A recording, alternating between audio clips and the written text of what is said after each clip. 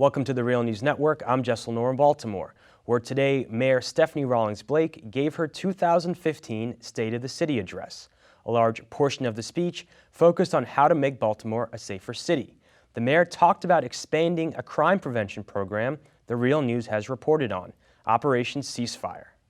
With our partners at the federal level, we put nearly 90 members of a gang organization in federal prison with enhanced sentences.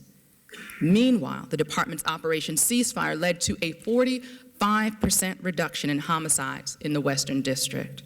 And this year, we are expanding Operation Ceasefire to the Eastern District. Well, now joining us to respond to the mayor's State of the City are two guests. Neill Franklin is a 34-year police veteran who ran training for the Baltimore Police Department. He currently serves as the head of law enforcement against prohibition. We're also joined by Clayton Guyton. He's the director of the Rose Street Community Center. Thank you both for joining us. Glad to be here. So Clayton, we interviewed you for the story we did about Operation Ceasefire. And Operation Ceasefire aims to reduce homicides, something you've been doing for years in the Eastern District. Now, you said you support Operation Ceasefire. It seeks to identify the most at-risk populations to commit homicides or to be victims of them. And they have a call-in. And they say, hey, we're going to give you the support to get out of the game, or we're going to kind of throw the book at you. And you say you support this program, but if it's done right, if the services and resources are provided to give people an alternative. And you've raised those issues with the mayor and with the city. And so what's your response been to the mayor's announcement today that she's expanding Operation Ceasefire into your district? Well, they are not taking the motivation of the community into perspective. The community, no matter who they are, they're somebody's sons, fathers, they're the fabric of our community, no matter how you look at it. And so, therefore, we have to take a more humane approach towards rehabilitation of those that they identify as criminals. Don't just say, look, this guy's a career criminal. From your police perspective, that might be true. But from the community perspective, he might be a providing father. He might be a grandfather that his children's sitting on his knee. He might be a person in the street that's keeping other people from doing crimes. So their full perspective on who they calling in is not there. And that's what we as a community need to bring to their attention. And so, Neill, ceasefire, it's presented as an alternative to this old way of policing where you have, things like zero tolerance, where you go in and you think everyone's guilty, but you go in, and so instead of that, you go in, you identify the most at-risk populations, and you give them the support they need to get out of the game. So what's your reaction to this announcement that ceasefire is going to be expanded? Well, I guess the one concern I have is about ownership, community ownership. And I kind of think that's what I hear Clayton saying. When you have community ownership and you really have the buy-in of the community and you get the right information, when you have that, you're going to get the right information from the community as to what the needs are of the community. So, for instance, expanding ceasefire into the Eastern District where Rose Street is, and all the great work that's already being done there, I'm just hoping that it won't be disruptive to what the foundation that has already been laid there. I think there are a lot of examples, and you can look at the work that's been done on Rose Street and take a lot of that and incorporate it into ceasefire. But I think the key again is ownership of that community and getting their 100% buy-in, and so they feel like that they're giving information to this ceasefire program.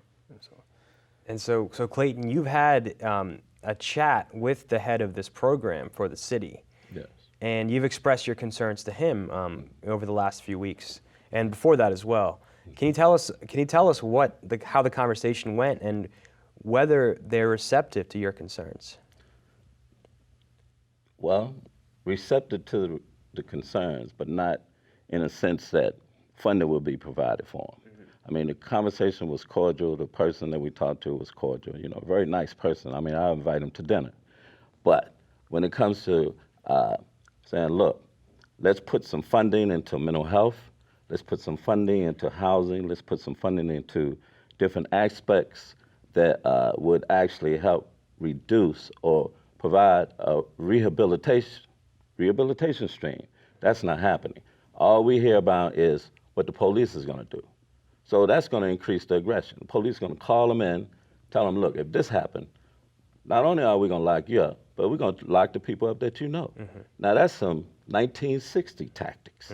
And that's what the Commissioner Batts, he indicated that when he came to Baltimore, he didn't realize how far back we was. We taking a page out of the 60s, which he realized, but he won't expand on how far that go. But that part of that ceasefire, because it's about locking up African-American men. That's what it's about. And so we've talked to the experts. We talked to Daniel Webster, who is the leading expert on this program in Baltimore. And he says that this is the most difficult portion to fund. And you're talking about people that work in the community that connect these same individuals to the services. And they reinforce that message, and they make sure they're on the right path. And you're being told this is not being funded in the plan. And so what's your concern? What could go wrong if you don't have that part funded? Well, if we don't have that part funded, the aggression level, you can take anybody. I mean, you don't have to say, well, this person is a criminal, they're ex-felon. You can take anybody, a normal, what you could consider a normal citizen, and say, look, I want you to do this, but I'm not going to put any money into it for you to do it. That right there, automatic. I'm mad off the top. You want me to do something, but you don't want, I can't eat, okay? I mean, I can't, you're not giving me the training, you're not giving me the education to help me change my mind.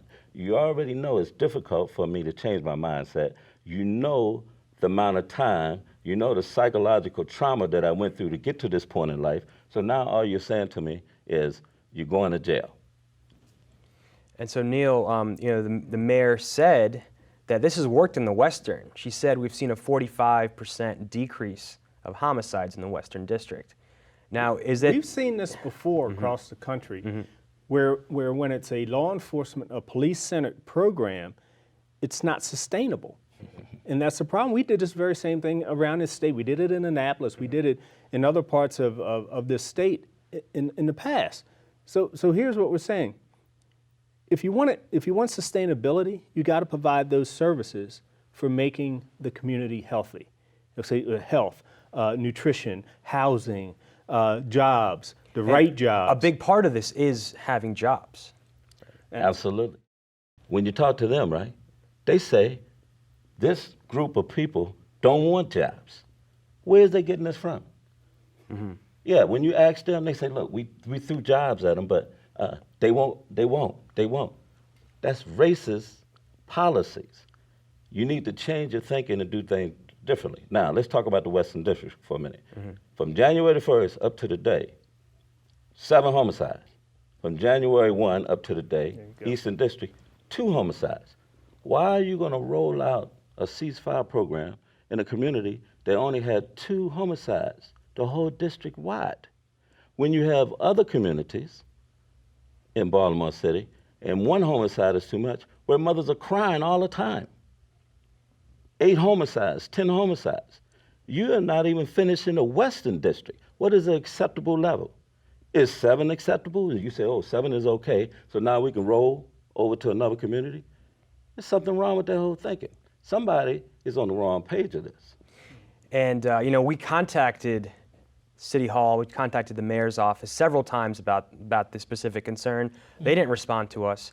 Of course not. I did catch up with Councilman Nick Mosby, who when we told him your concerns, he said he was going to talk to the mayor, talk to the Office of Criminal Justice. They haven't responded to him yet either. So we're still waiting to hear back. Well, if they can't respond to somebody that's sitting right down the hall from him, how in the world are they going to respond to us who is 2 miles away from him?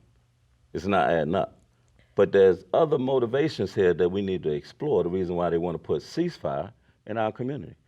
Redevelopment, gentrification, Johns Hopkins. There's a lot of investment going on. You're just down the street from the Johns Hopkins campus. Absolutely. And it's one of the smartest institutions in the world, and you can't come up with a plan to reduce homicides in a humane way. Something wrong with that.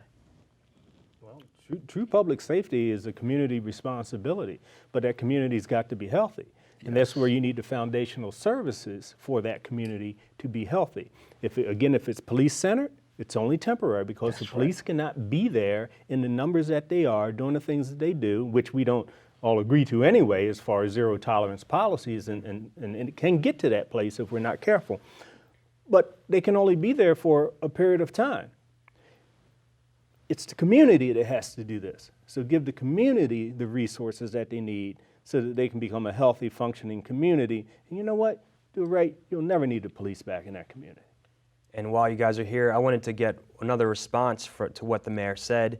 She said she's going to expand police patrols in communities, and she also said that the issue of police accountability is being addressed and there's fewer complaints against police officers.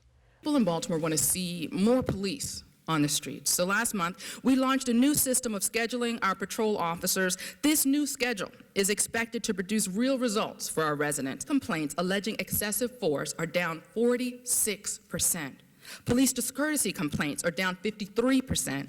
Notice of lawsuits alleging police misconduct are down dramatically over the past 3 years.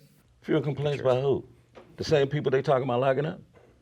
So what are they saying to them? Look, I'm not going to lock you up if you don't complain. Who are they talking about? Who are the people that they talking about? We have to look at the whole picture.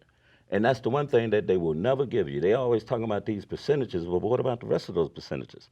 Let's look at that particular population of people.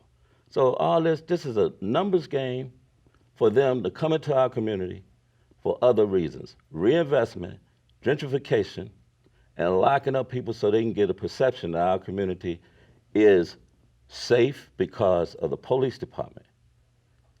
And that is not true. They don't tell you how long they're going to stay in the community. Suppose they come to the Eastern District, only stay 1 year. Now, when you roll out, you done left a train wreck behind you for the community. And that's why Rose Street want to get involved, because we don't want a train wreck left when they leave, because that's what's going to happen. Neill, I wanted to get your response because a lot of this ties back to the war on drugs. You were a former foot soldier in the war on drugs. Now you're head of law enforcement against prohibition. Give us your perspective. How much time do we have? Because you're talking about an octopus with about 24 tentacles on it. Again, you know, from my perspective, I see the foundation of a lot of the problems that we have on many fronts is, again, being the drug war. You know, the violence that we have in many of our communities is still the foundational pieces, the competing factors there of people wanting to sell drugs, okay, and not knowing how to manage that among themselves to where you eliminate the violence from it. On the other side of that coin, and this coin has many sides, then you have law enforcement coming in to enforce these crimes. So they're going to lock up anybody that even looks like they have anything to do with drugs, okay, whether they're selling or if they have a health issue of addiction, okay? So we're locking them up, putting those people in worse conditions and in worse place. And when they do finally come back out into the community, they're now saddled with a conviction. Now they're never going to get a job.